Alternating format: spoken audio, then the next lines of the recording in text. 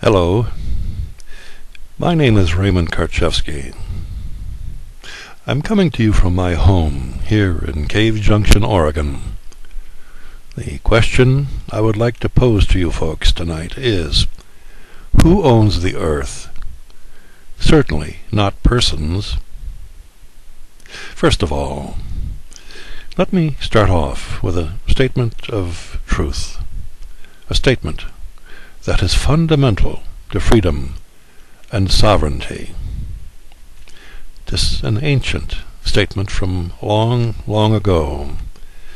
Pay heed to it, for it tells every living, breathing, flesh and blood, sentient, natural man or woman who they truly are, not who they think they are. It comes from the Bible, the King James Version.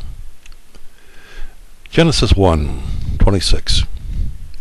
And God said, Let us make man in our image, after our likeness, and let them have dominion over the fish of the sea, and over the fowl of the air, and over the cattle, and over all the earth, and over every creeping thing that creepeth upon the earth. The key words to pay attention to are God, man, earth, and dominion. Whatever satanic concepts and divisions civilized man has been conditioned to hold of God, all understand the wordless authority of that divine essence which may be termed infinite intelligence, truth. Infinite intelligence, God, created man in its likeness, infinite intelligence, and granted man dominion over all the earth. God, infinite intelligence, did not grant ownership of earth to anyone. He merely granted dominion. Dominion is defined as control, or exercise of control, that is sovereignty. Such sovereignty has been gifted to man by his Creator, God. So where does ownership come in? Is it not born of the satanic intellect, which arose from man's fall from grace, that of man's priori, direct perception of truth, of divine awareness, his at-one-ment with his Creator? Through the satanic seduction which lured man away from his God-gifted, holistic, divine awareness, man's descent soon followed into the satanic abyss of a dualistic, opposing intellect, which, in turn, created fictional corporate entities based in such fragmented thought called government,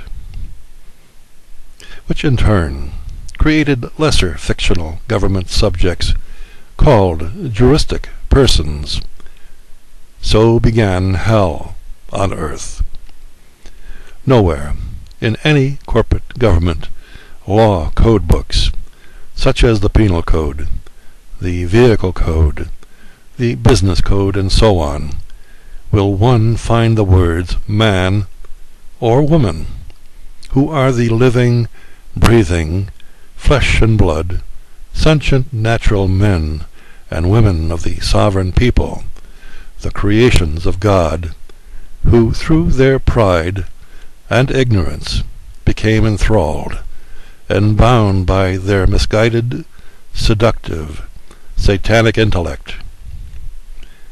They became the creators of government, a dead, lifeless, thought-based organization which derives its illusion of life, of power, through the unholy extraction of life force gained through hypnotic control of the masses of duped, spellbound, satanically controlled beings through the medium of taxes, tithing, and psychological support.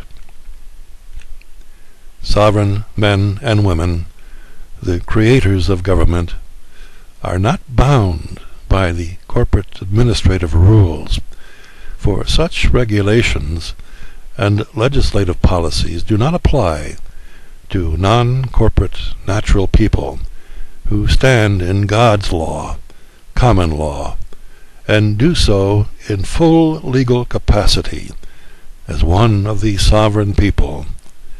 The law states, "There every man is independent of all laws, except those prescribed by nature.